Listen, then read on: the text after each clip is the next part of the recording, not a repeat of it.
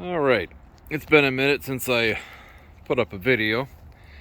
I've gotten a couple questions over the last month or two about my new, my latest build here. This is going to be my go-to rig for the upcoming season. Those of you who follow my videos, I fished last year exclusively out of a Pelican Bass Raider 10E. And I originally bought that boat because of the ability to hand launch it, and it's just being so light and portable. And initially I was literally just throwing it up on, I was just throwing it up on the back of my Ranger there. You may have seen pictures of that, and it was simple. I could load it and unload it in 5-6 minutes. Just throw it up on top of my tonneau cover up there and go. And I wound up buying a trailer for it, and even though I bought it because I could hand launch it, we fished it last season probably 25-30 times and never hand launched it once. I've got a number of forest preserves and lakes around here that all have boat ramps, and being able just to back it down to the water and go as opposed to hand launching it sounded a lot more attractive to me. So I actually sold that entire rig last month, the whole Pelican Bass Raider, fully decked out, minus my gear and the trolling motor, actually to a guy came down from Michigan who is a subscriber to my YouTube channel and actually had been watching the build since I got the boat. So he was quite excited to get it. He's got some property now that he recently bought that's got a decent sized pond on it, and he's got 2 small kids, and he's very excited to get out there and use it with them. So it went to a good home, and I can't say a bad thing about that boat. For a 10-foot plastic boat, for what it is, they work fantastic. They're incredibly stable. Like I said, I don't have a bad thing to say about that boat at all. So, but anyway, I picked this boat up. This is a 1980 Monarch 1442. I picked this up back in October. Did a complete rehab on it. It was pretty much abandoned for about 12 years, and it showed it. Actually, since October, I think I bought 5 boats, but I digress. This is my go-to rig for this coming season. So I figured I would just go through everything. I get questions about what I'm using for batteries and how I did the decking, and there's other videos I've already put up as far as the build on this boat. This is just kind of an overview of how I use it. It's supposed to be 45 here tomorrow, and I'm going out one way, shape, or form because it's been too long and I've got the itch. So let me run through kind of everything, the way I rig the boat and use it as it sits. Typically it's my wife and I going out, so that's kind of how it's rigged up. Start up front here, we'll just work our way back, I suppose. This front hatch, I've got 2 200 amp hour LifePo 4 batteries. 2 separate circuits, 2 12-volt circuits. We'll get back to the switch panel in a second. I got my launch rope, just some extra rope, extra life vest in here. It's just basically I built it just to have the batteries up front to get some weight in the bow of the boat, and works good. Got the usual suspects up here. Got a little forward-facing LED light. Got my nav lights. Anchor cleat over there. I threw this D-ring on. This is just for when I launch the boat. If I'm launching by myself, I can just tie my launch rope off to the trailer. If not, I just hand it to my wife and I back the boat in. It comes off and off we go.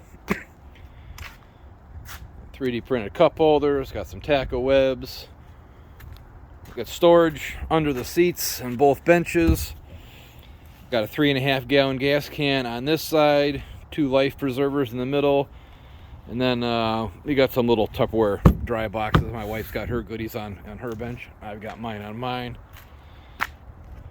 Yeah, we'll get to the gear in a minute here. My rear bench, same thing. The Tupperware dry box in there. I got my anchor in there. The other side, I've got another one of those Tupperware boxes that's just got all my parts and tools in it. shear pins, spark plugs, wrench, screwdriver, pliers, the basic, you know. Little lure holder on here.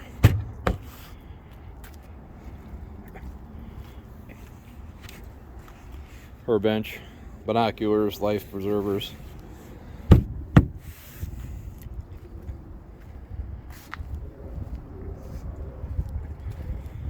As far as the rest of the electrical, excuse me, I got lights, interior lights everywhere. There's lights inside all the compartments. Like I said, I got two dedicated circuits, 2 separate switch panels. The front switch panel is my necessities. It powers the trolling motor, nav lights, and the bilge pump. My back panel, which runs off the other battery, it's all my accessory stuff, my lights and whatnot. I got a Garmin 73 SV that also runs off the secondary circuit. What else? Ergo 360 seats. Had those and kind of fell in love with them on my Bass Raider. So threw a set on here too. 3D printed my own bases. Got the T-Track because I can adjust the seat left or right depending on which motor I'm running. Also a 3D printed base here, but stationary because she don't need to move anywhere. As far as motors, like I said, I got a 3.5 gallon tank in here, which is typically plenty unless I'm really going to be out for a full day on the river, where I'm going to be using the gas motor more than my trolling motor. Typically the smaller lakes that I fish regularly are anywhere from 100 to 2,000 acres, and I don't use the gas motor, if gas is even allowed, more than, maybe an hour throughout the entire day, just moving spot to spot. Once I get to a spot, I'm just trolling around with the electric. As far as the motor, my primary is a 94 Johnson. It says 9.9, it's actually a 15, but don't tell the game wardens that. There are a few lakes that are horsepower restricted, and typically the 9.9 decals does the trick. Nobody bothers, unless you're acting like a complete ass clown. They don't even bother looking. But yeah, still says J15 on the tag. So my backup is this gem, which is an absolute time capsule of a motor. This is a 1975 that, long story short, the guy who owned it, friend of a friend, used it at his summer cabin 2 weeks a year. And it shows us that it is quite the time capsule of a little motor. I keep trying to bring myself to sell it, but I'll never find another one like it, and the thing runs like an absolute top. Just an absolute gem. And that's the original OEM prop from 75, to give you the idea of how many hours aren't on that motor. Anyway, so my primary gas motor on here is a 94 Johnson 2-stroke 15 horse. I got my transducer mounted down there. Made my own stern saver out of some 1/2-inch PVC. My trolling motor, I've got 2. The one I use when I'm not going to be in the weeds all the time is this 64-pound brushless. Works fantastic. It's a little more efficient. I've got a 55-pound brushed. That's way better in the weeds, but not quite as efficient and not quite as quiet. Trailers, just basic, run-of-the-mill Shorelander rather. Got the ratcheting retractable straps, which are handy as can be. If you don't have a set, I recommend them highly. Garmin 73 SV, we went over that. As far as tackle, rods and rigs, whatnot, my wife is a spin cast person. She has no interest in using a spinning reel, let alone a bait caster. I'm not going to argue with her. So what I did get, though, is the Zebco Bullet. If you're looking for the absolute highest quality in the simplest reel that literally anybody can use, these things are pretty fantastic for what they are. I think there's 10 bearings in this thing, and it shows. They are the smoothest, silkiest spin cast reel you will ever use, and I've bought them all. They're not cheap, but nothing good ever is.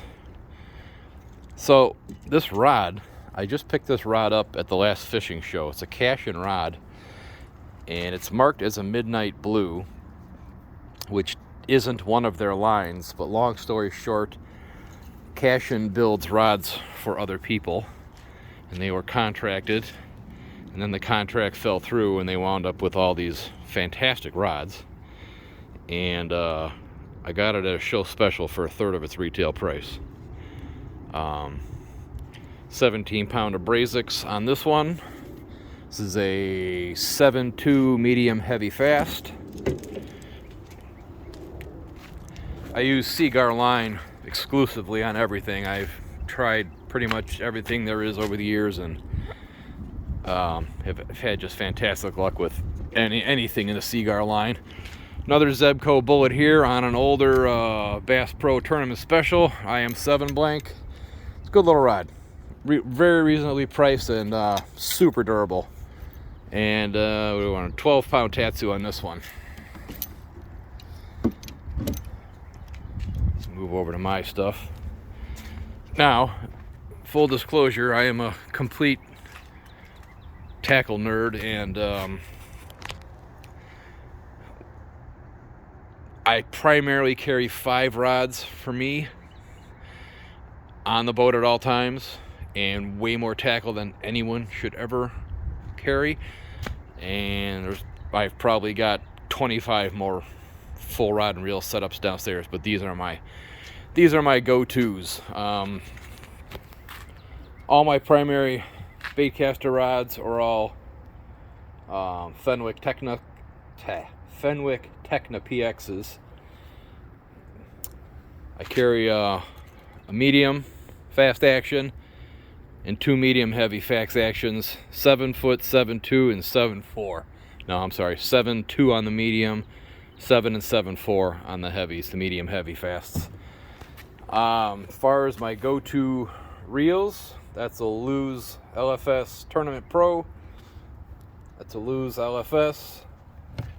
It's a Revo SX.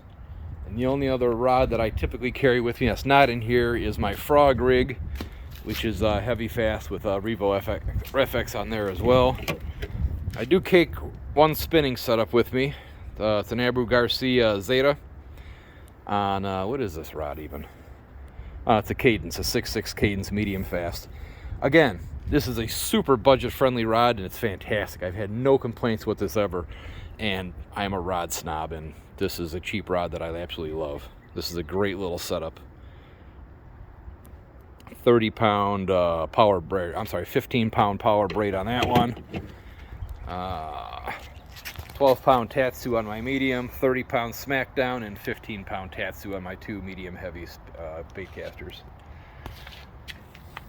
And then tackle-wise, that's been my go-to setup. And like I said, I bring way more stuff than I ever should bring. This thing probably weighs 50 pounds. And it's just a ridiculous amount for 2 people going out for a day.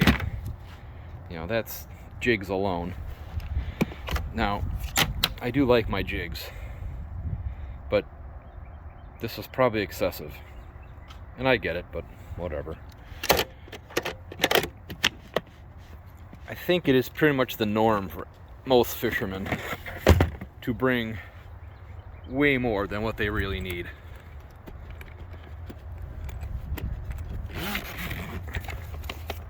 Terminal tackle over here.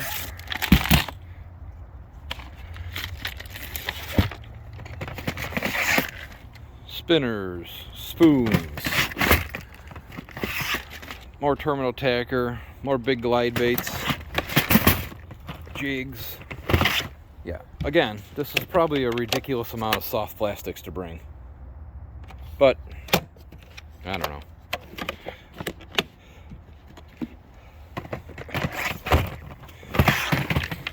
Crankbaits, top water, more crankbaits, frogs,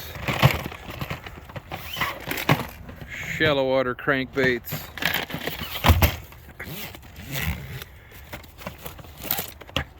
Worms. I got over here a scale over here, pair of grabbers, Leatherman, odds and ends, flashlight, batteries, clippers, knives, crappie jigs. These